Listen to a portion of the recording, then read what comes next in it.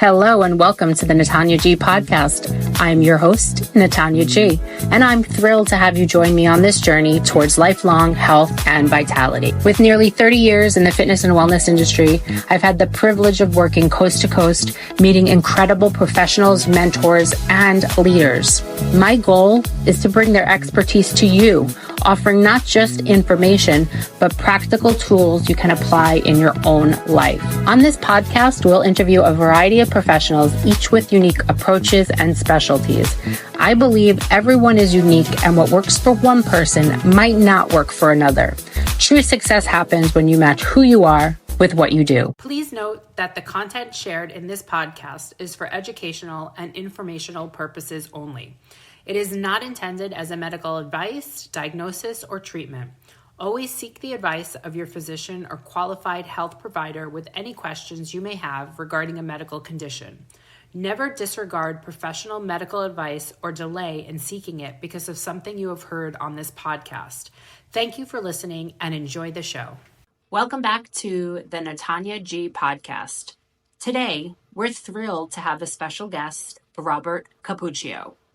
As a certified wellness coach, author, leadership consultant, and internationally renowned speaker, Robert knows firsthand the frustration of feeling like there's more out there for you.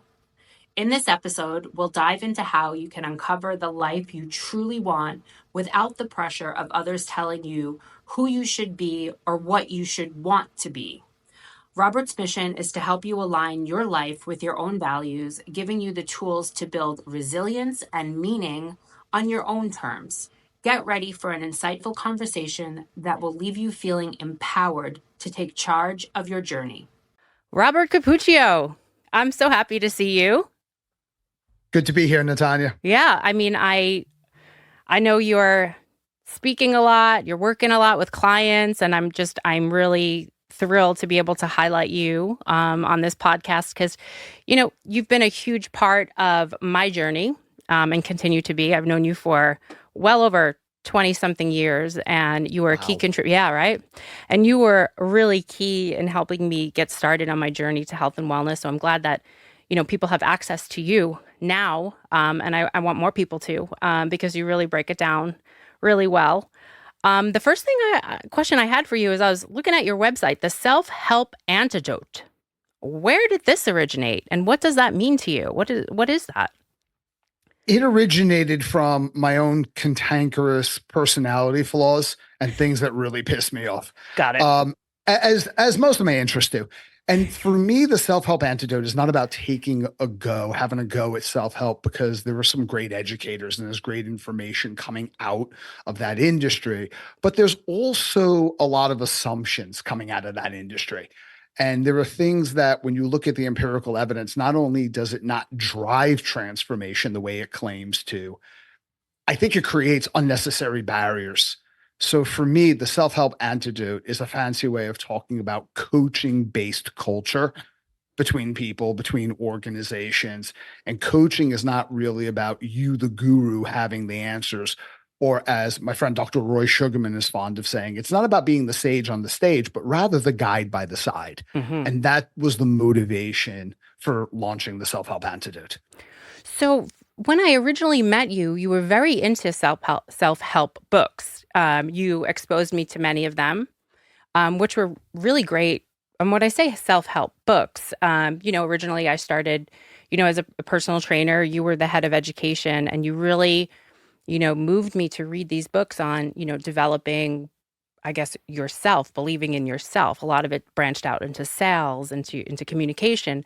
So you don't agree with these books anymore? Is that what you're saying? No, I think they're very valuable. Okay. I just think that the industry, whilst it has a lot of valuable information, works on the premise that, and this is not a universal statement. Correct. But there's a lot of resources that say, well, I have the answer. So if you would be more like me and a little bit less like you would stop struggling. Because the reason why there's disparity between what you say you want and what you actually do is because, and there goes the fundamental attribution error. Fundamental attribution error in psychology is where you give yourself the benefit of the doubt. I'll give you a scenario. Good. I consider myself to be extremely self-accountable, dependable, reliable. But when I show up 25 minutes late to a meeting, I'll say something like, well, that's because the traffic patterns on the 5 were intense. I mean, for the past 10 years, I've been living in this area and traffic has been absolutely brutal, but I wasn't expecting that today. So it was beyond my control. But when you do the same thing, it's like, well, you obviously don't care about promises. You don't care about punctuality. You're lazy. You're disrespectful. And there's all these overarching assumptions that come with someone's behavior. So you associate their discrepancies as being the result of an attribute, an internal attribute that they lack. And of course, you possess. But when you show the same discrepancies between what you're saying and what you're actually doing, you're far more forgiving. And not only does that have gaps in reality, you really don't know what's going. You're a fan of Stephen Covey's books. Oh, yes, absolutely. Do you remember the story in The 7 Habits where he was talking about he was on a subway early in the morning on a Saturday, and being that me and you have been on a subway early morning on a Saturday, we're both New Yorkers. Yeah. You can almost imagine it. And I can imagine my response being the same to Stephen Covey's, where he's sitting there at 7 o'clock in the morning. He's a little bit tired, just waking up. And there's this guy with his kids, and his kids are beyond rambunctious. They're literally running amok. They're running on top of the seats. They're throwing the newspapers, because back in the day when we actually had newspapers, it was almost like this unwritten rule. You would leave your paper on the seat, and it wasn't being discourteous. You're leaving it for the next person. Well, they were throwing the newspapers up in the air, and finally Stephen Covey can't stand it anymore. He's just bubbling up with what an inconsiderate father this is. He says, hey, you think you might want to do something about your kids? And the dad, almost as if he's snapping out of a trance, just wakes up. He's like, yeah. Oh my God. You're probably right about that. Sorry. We just got back from the hospital. Their mother just died an hour ago, and they don't know how to handle it. And I'm not sure I do either. And right there, he realized that his base assumptions were completely incorrect. And that is a great example of a fundamental attribution error. People are usually the experts on themselves. You do not know more about somebody else, why they do what it is that they do, better than they do. And the difference between a coaching-based culture and a self-help-based culture, and by the way, I think they are both highly valuable in the right context, but one's hierarchical, it's top down. The other one is not necessarily putting the right information in, it's drawing the answers out. So this podcast is about helping people have access to not just information, but tools to apply it. And I think I was looking over your website, and that's one of your main objectives. If this podcast is somebody's listening to it and they've been on, they feel like they need to get healthier or wanted to lose weight, or they got their blood work back and there's some key markers they need to work on, and they've gone to the gym and I'm going to bring it to fitness. I know that's not your main realm right now. But that's majority, I'm thinking of the podcast or our listeners. And they want to find out ways that they can take all this abundance of information that's out there, because there is a lot on what to eat, what not to eat, being present, not being present, nervous. There's so much out there. If somebody was just starting in this journey, what would be some things that you would do to coach them through an obstacle? Let's just say, and I'm going to bring it to the simple one, they haven't been able to lose weight. How would your coaching guide this individual on the really simple basis? Well, that's a common goal, isn't it? Mm-hmm. And it's worth pointing out that if you look at the stats that are released by the National Institutes of Health, for every person that says they want to lose weight, over 97% either fail to lose the weight or fail to keep it off for a span of 5 years, which is how they measure long-term adherence. Mm-hmm. And I think one of the questions we're tempted to ask is, what is wrong with over 97% of us? We have this goal and we can't seem to achieve it. I think a more constructive question might be, what's right with the 3%? What are the 3% doing that the other 97% are not doing? And just to simplify it, whenever you're working with anyone, there are 4 critical steps that I think is necessary if you're going to support long-term adherence. The first step is moving off of the problem, which sounds counterintuitive. Okay. Well, I need to lose weight, and therefore I'm going to employ these weight loss strategies. And that's all well and good, but the problem arises when things get really hard, and they inevitably will. So the first thing you have to determine is not the weight loss, but what are your values? And when I talk about values, I'm not talking about social contracts. Like most of the time when you ask somebody, well, what do you value? They're like, well, I value integrity and I value honesty and not lying. I think, what other alternatives were you possibly considering? When I'm talking about values, I mean, think about the greatest time in your life when you felt most engaged, most fulfilled, most alive. And usually those are the times in your life where you disappear. When you're having the time of your life with someone you really want to be doing something with, and it's the exact thing that aligns with your values, you're not even aware that you're having a good time until you reflect on it after the fact. Like if you're a writer, when you're caught in the act of writing, you're not even aware that you're writing. You disappear. You lose track of space and time. That's kind of like what Mahadi Csikszentmihalyi was talking about in his book, Flow. It's that point of engagement that's so deep and so rich that you disappear. And the only time you show up is where something goes wrong. Somebody rings the buzzer on your door, or you mess up in a paragraph. And then you're like, and then whatever sentence comes after that, that's you showing up in the middle of that moment. What are those flow-inducing moments when you look back in your life? What are the moments that you're going to treasure most? Why? Start with your values, because when it comes to values, in the long run, we kind of align with things that support our values, and we kind of move away from things that don't align with our values. And it's like, we all know that story about the kid who was a musician, and their whole life they just wanted to play music and be in a band, but they couldn't do that because their family had a law firm, and dad was an attorney and granddad was an attorney, and that's what you're going to be. And you try to wage this war against what you value versus what you're supposed to do. And then you reach your 40s, you have a midlife crisis, you go out and you need to buy a Porsche. So the first thing is, what do I value? Second thing is, how does that show up 1 year from now? If I'm living in alignment with my values, what does good look like? And I'm not talking about conceptually.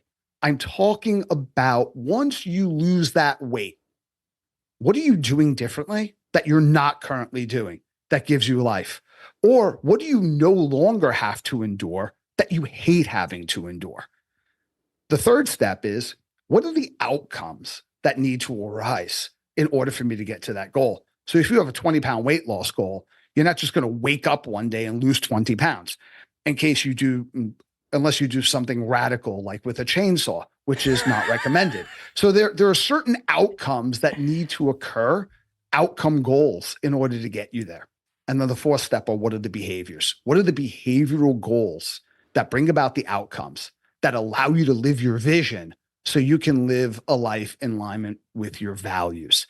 Because that's where a lot of resilience is going to come from. I'm not saying that is the source of resilience, but it definitely influences resilience. If you break things down in that way, when things don't work out, which is a lot of the time, you're not overwhelmed by success versus failure because you're breaking down specific variables and rituals. So in other words, I'm going to go to this is something that the fitness industry was going on about for a while. Do you remember the just eat less and move more? Do you remember that movement? Oh, it's so easy.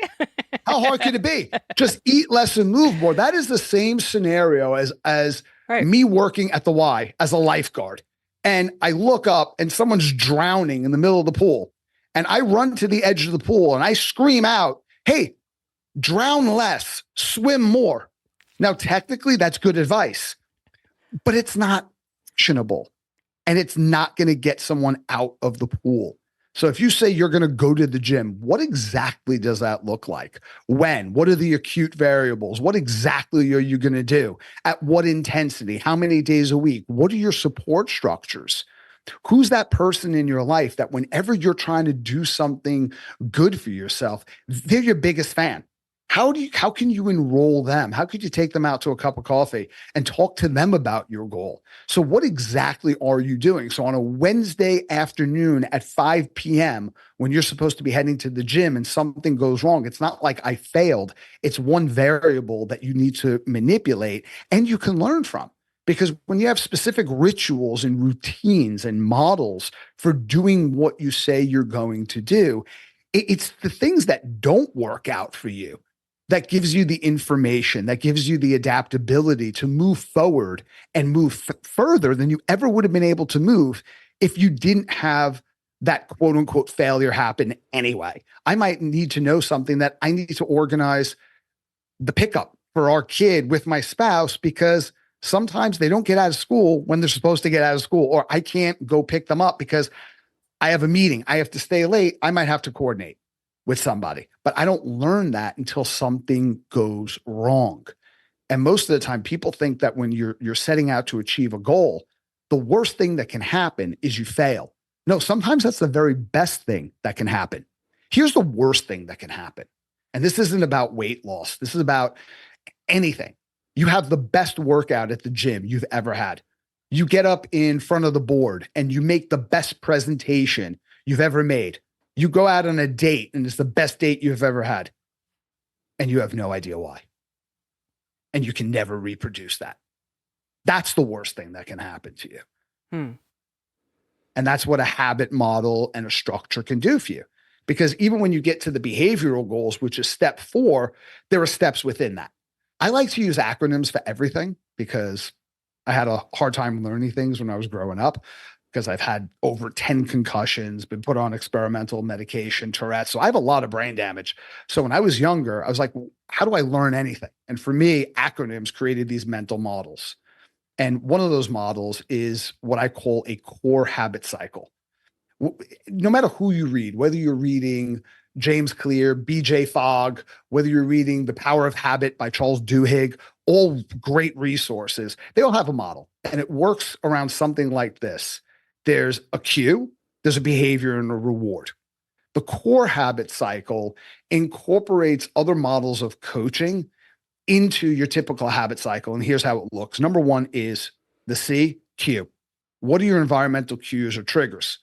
So one of the things that comes out of self-help, and it's not wrong, but it's not completely true, is everything comes down to making better decisions. If you did something, well, that's because you made a bad decision.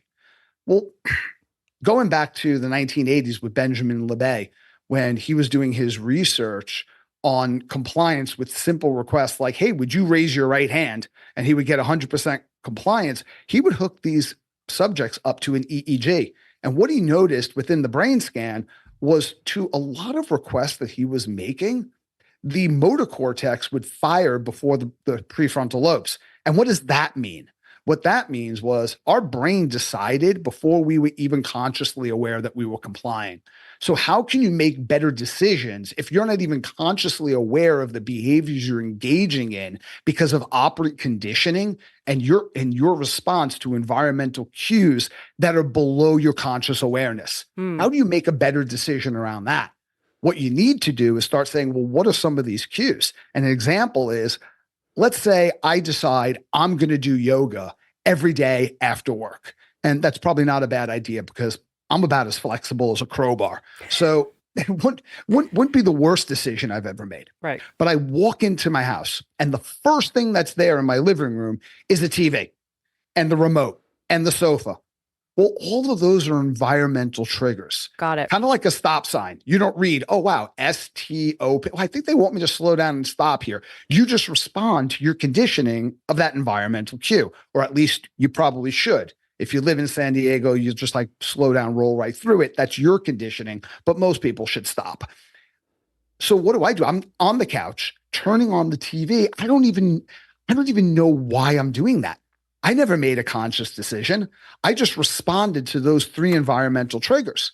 But now I have to rationalize, why am I doing what I'm doing? I said yoga. Now I'm sitting here watching TV. Oh, yeah, you know what? Let me unplug and disconnect for 5 minutes. But then I turn on the History Channel and they're telling me that aliens might have built the Great Pyramids. Holy shit. I got to see how this thing unfolds. Now I'm in front of the TV for an hour. I start repeating my old patterns. So one thing that you might want to do is, what are competing environmental triggers that serve your intention? So I might want to put the TV away in a cupboard. I might want to take that remote and put it into a place where I really have to go looking for it intentionally.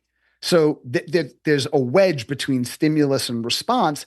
And what I might want to do is lay out a yoga mat right in the middle of my floor, first thing. So now I have that environmental trigger that supports the behavior I want to engage in, and I'm minimizing or eliminating even the environmental triggers that work against my intentions. Second thing is, before you do this, let's observe a couple of things.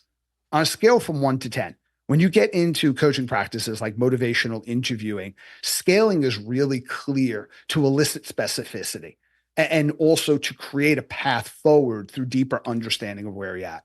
On a scale from 1 to 10, 10 being this is absolutely critical. Why am I doing what I'm doing?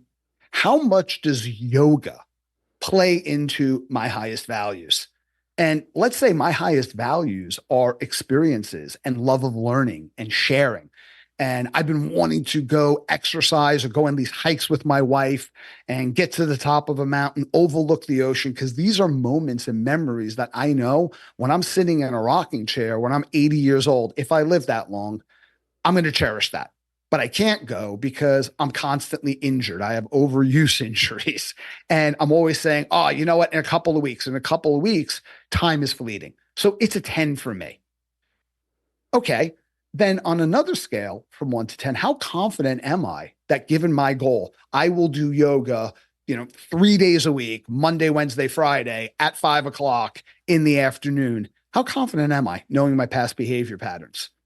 And if it's anything less than an 8, how do I reduce the size of my goals? Maybe it's not an hour. Maybe if I just start out 3 days a week, 20 minutes a day, I feel that's more palatable. It's not where I want to be, but if I get going, what the research from James Petraska, and he's one of the pioneers behind the trans-theoretical model of change, what that research tells me is if I can successfully set and complete any goal that I have for myself, my chances of being able to follow through with a secondary supportive, larger goal doubles. So it doesn't matter where you get started. It's a matter of consistency and follow through.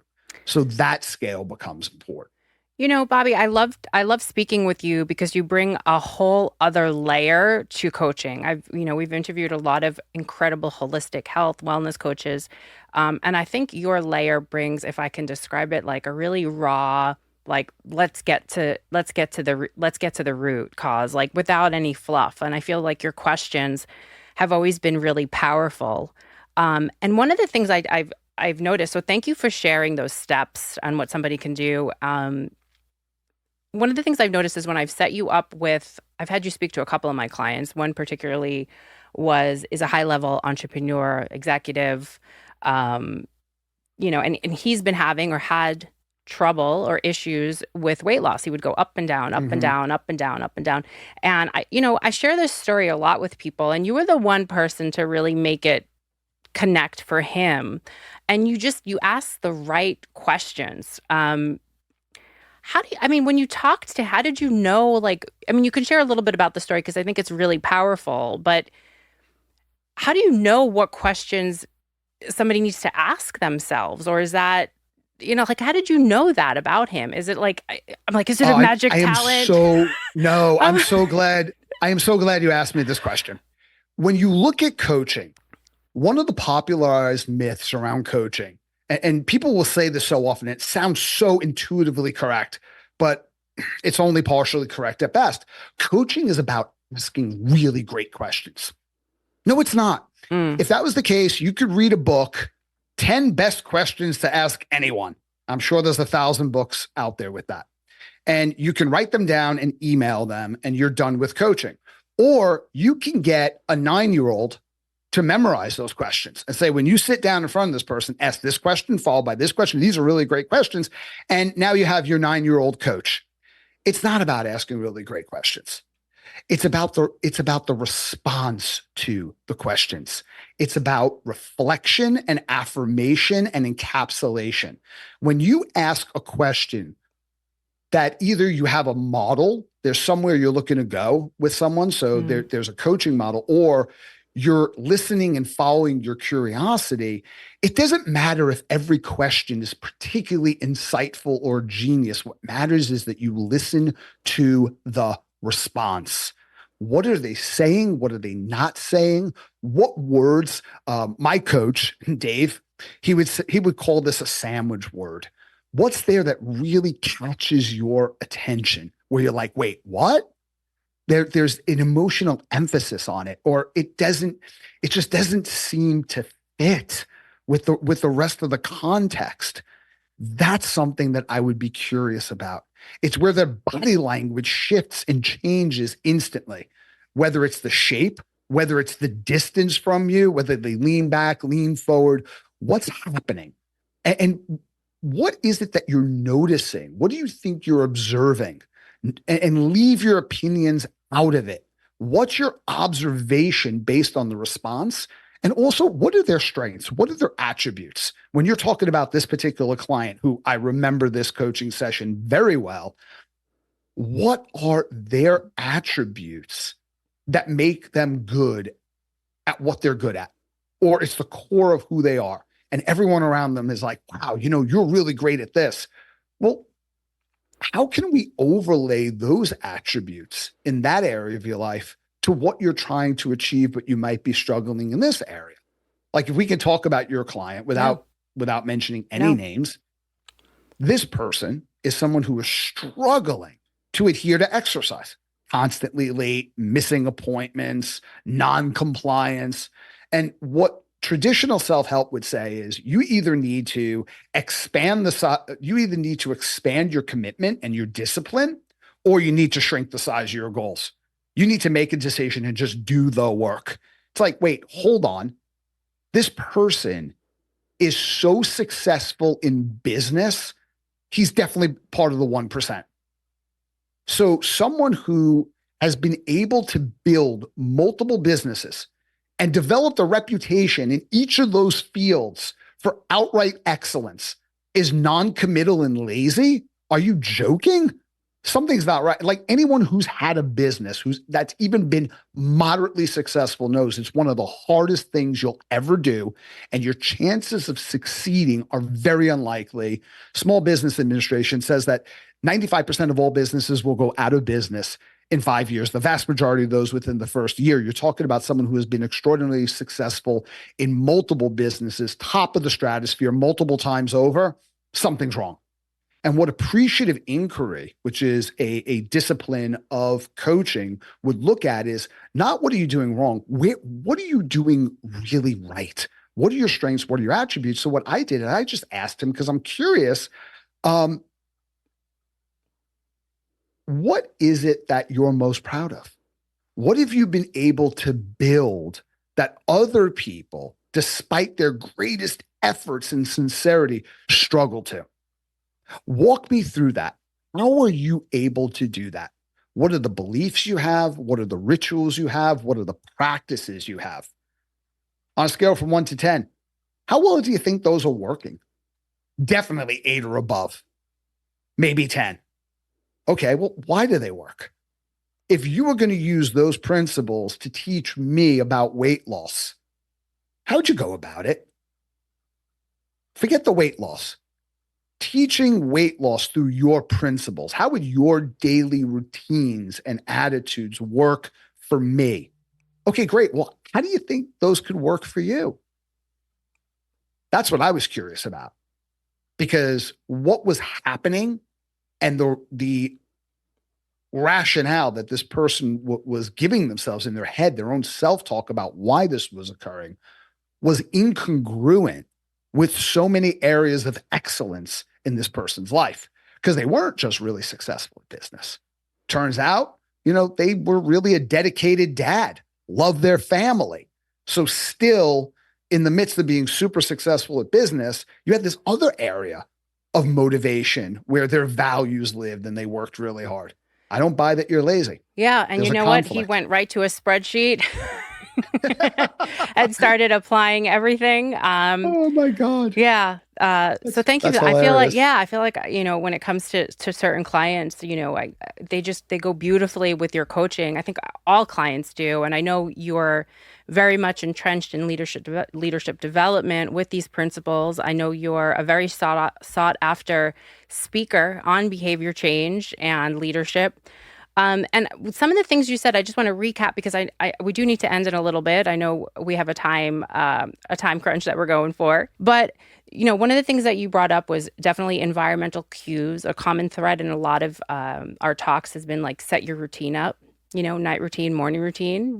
So taking a look at your environment, and if somebody wants to get up and exercise in the morning, where are your exercise clothes? Like, are they laid out? Things like that. Setting certain movement practices. So I think that really ties into a lot of the tools that we can use to start applying this.